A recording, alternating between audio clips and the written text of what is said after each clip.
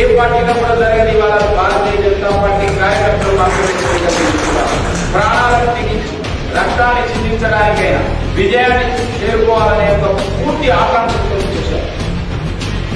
అది ఎంత కమిట్మెంట్ ఉంటే సాధ్యమైనది, ఎంత డబ్బులు ఇచ్చినా కూడా ఎవరు ఆ పని చేయరు. కానీ ఒక పూర్తి కాంక్ష పట్టుదల దాంతో వాళ్ళు ప్రిపేర్.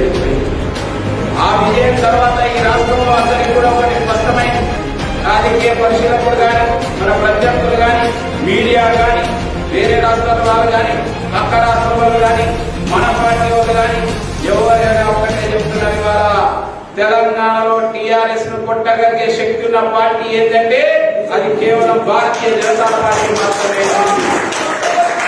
తెలంగాణ గడ్డ మీద బీజేపీ జెండా, మన బీజేపీ జెండా ఎగురుతుంది నరేంద్రుడి